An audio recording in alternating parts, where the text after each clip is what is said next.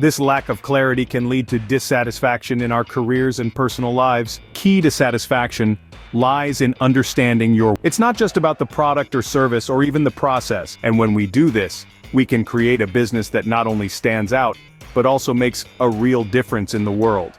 It's about being part of something bigger than yourself. Welcome to a journey of inspiration and leadership. A journey led by none other than Simon Sinek, a British-American author, motivational speaker, and organizational consultant. Sinek has made waves in the world of business and beyond. His breakthrough moment came in 2009 during a TED Talk titled, "How Great Leaders Inspire Action." It was during this talk that he introduced the world to his Golden Circle framework. This concept, consisting of 3 layers, why, how, and what, has revolutionized the way we think about leadership. It's not just about the product or service or even the process. It's about understanding the purpose behind it all. As an organizational consultant, he's taken this principle and shown businesses how to foster cultures of innovation, trust, and collaboration by implementing his leadership principles. His Golden Circle framework revolutionized the way we think about leadership and purpose.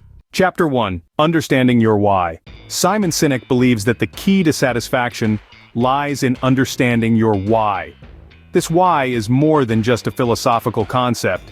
It's the bedrock of your ambitions, the core of your motivation, the reason you get out of bed every morning. Sinek's theory revolves around the idea that many of us walk through life without truly understanding our why. We can easily articulate what we do, how we do it, but when it comes to why we do it, we often draw a blank. This lack of clarity can lead to dissatisfaction in our careers and personal lives. We may find ourselves chasing after nebulous goals without truly understanding why they matter to us. According to Sinek, our why is usually formed during our teenage years, a time of exploration, discovery, and identity formation. This why becomes our compass, guiding us towards a life of purpose and satisfaction. Without it, we risk wandering aimlessly, chasing after self-centered goals that may lead to temporary success, but ultimate dissatisfaction. Take the story of the successful athlete who, after achieving their goals, spirals into depression. This is a common example of what can happen when we chase after hollow victories without understanding our why. By setting goals that are meaningful to us and to others, we can avoid such pitfalls. Sinek argues that our why should be about giving our all to others, primarily for their benefit, even if it means sacrificing our own comfort or happiness in the process. It's about making a difference in the world, about contributing to something bigger than ourselves. Understanding your why isn't just good for personal satisfaction, it's also crucial for business success. It provides a clear focus, helping you to determine what your company stands for and what it can offer the world. Without it, there's a risk of losing direction and not succeeding in your business endeavors. Finding your purpose isn't about self-gain, it's about giving, even when it means sacrificing your comfort. So what's your why? It's a question worth pondering, a journey worth embarking on. Because understanding your why is the first step towards a life of purpose and fulfillment. Chapter 2. Relationships and feedback. Sinek emphasizes the importance of relationships and regular feedback. In the world of Simon Sinek, relationships and feedback are not just important, they're essential. He firmly believes in the power of peer review, a system where individuals freely share their strengths and weaknesses. In such an environment, everyone gets an opportunity to learn from each other, fostering a culture of growth and improvement. According to Sinek, this isn't just about pointing out what someone is doing wrong or right. It's about creating a supportive space where people feel comfortable sharing their vulnerabilities. Imagine a work environment where everyone is open about their strengths and weaknesses, where everyone is working not just on their own development but also helping their peers to grow. That's the kind of environment Sinek encourages, but it's not just about sharing, it's about how we respond to what's shared. Sinek suggests we need to replace judgment with curiosity. Instead of judging someone for their weaknesses or mistakes, be curious, ask questions, understand their perspective. This approach not only helps to build stronger relationships, but it also creates an environment of trust and cooperation. This is where feedback comes into play. Regular feedback, when delivered constructively and with empathy, can be a powerful tool for personal and professional growth. It allows us to understand where we stand, what we're doing well, and where we need to improve. But more importantly, it gives us an opportunity to learn from each other and to grow together. In Sinek's view, admitting weakness and accepting help isn't a sign of failure. On the contrary, it's a sign of strength and humility. It shows that you're open to learning, to growing, and to becoming better. This acceptance, this willingness to seek help, is what paves the way for growth and success. Admitting weakness and accepting help is not a sign of failure, but a path to growth and success. And that, in essence, is the power of relationships and feedback. It's about building a culture of trust, support, and continuous learning, where everyone is committed to not just their own success, but the success of those around them. Chapter 3, Business Secrets. Sinek offers a unique perspective on why some people don't succeed in business. In today's fast-paced world, many of us are constantly chasing after the next big thing, the next trend, or the next opportunity. But Sinek believes that this can often lead to our downfall. He suggests that trying to fit into a certain mold, or jumping onto every new trend, can actually be detrimental to our success in business. Instead, he advises us to focus on what our company stands for, and what unique value we can bring to the world. Imagine a world where every business was the same, where every company was trying to fit into the same mold. There would be no innovation, no progress, and certainly no success. And that's why Sinek believes in the power of standing out, of being different. He argues that the businesses that truly succeed are those that focus on their unique qualities, their unique strengths, and their unique contributions to the world. But how do we find this focus? Sinek suggests that it all comes back to our why. By understanding our purpose, our reason for being, we can align our business with our values and our passions. And when we do this, we can create a business that not only stands out, but also makes a real difference in the world. So instead of trying to fit in, Sinek encourages us to stand out, to focus on what we can offer the world, rather than what the world expects from us, to build a business that is true to our why, and that is driven by our passion and our purpose. And when we do this, we can create a business that is not only successful, but also meaningful. A business that stands out from the crowd, and that truly makes a difference in the world. A business that is not just about making money, but about making a positive impact. Success in business isn't about fitting in, it's about standing out. So let's dare to be different, let's dare to stand out, and let's dare to succeed. Because when we do, we can create a business that is not only successful, but also truly meaningful. Chapter 4, Why Ethical Fading Occurs.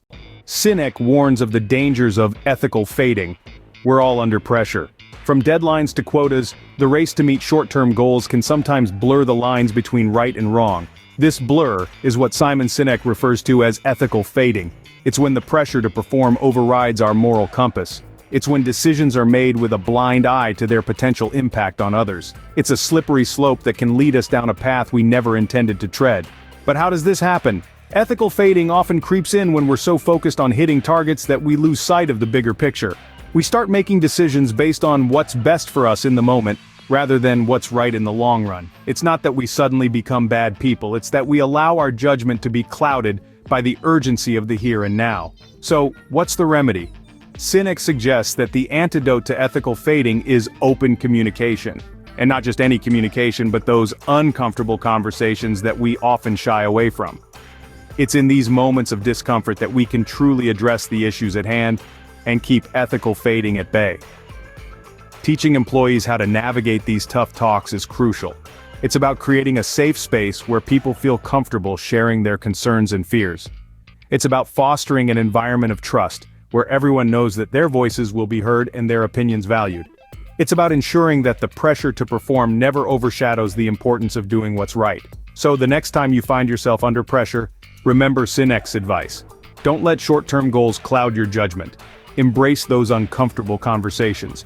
And remember, it's not just about what we achieve, but how we achieve it. Ethical fading can be avoided by fostering an environment that encourages open and honest conversations. Chapter 5, Change from what we do to why we do it.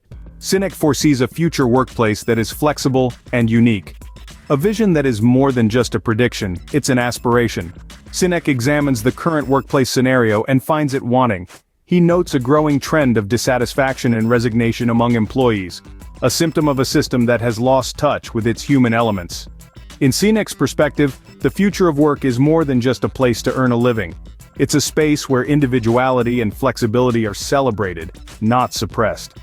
Each office, each team, each individual brings something unique to the table, and this diversity is the lifeblood of innovation and progress. However, this is not to say that the future will be a free-for-all.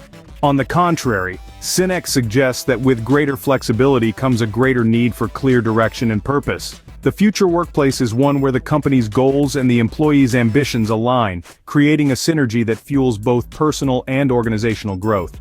Sinek also highlights the importance of preserving and promoting a unique office culture.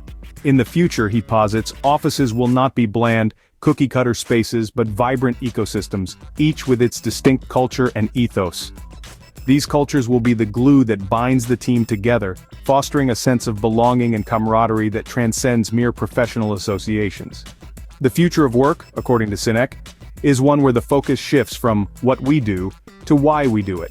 It's a place where individuals are not just employees, but stakeholders, each with a vested interest in the company's success. This shift in perspective, he believes, will lead to a more engaged, motivated, and fulfilled workforce. In closing, Sinek's vision of the future workplace is a radical departure from the traditional model.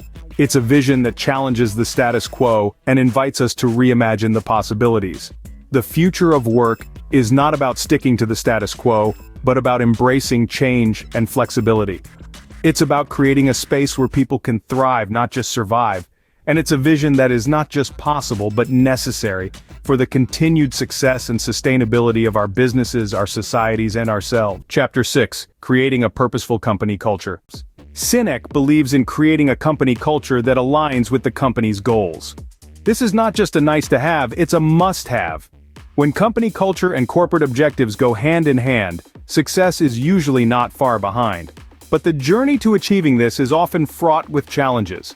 According to Sinek, a common stumbling block for many companies is the struggle between better pay and an enriching company culture.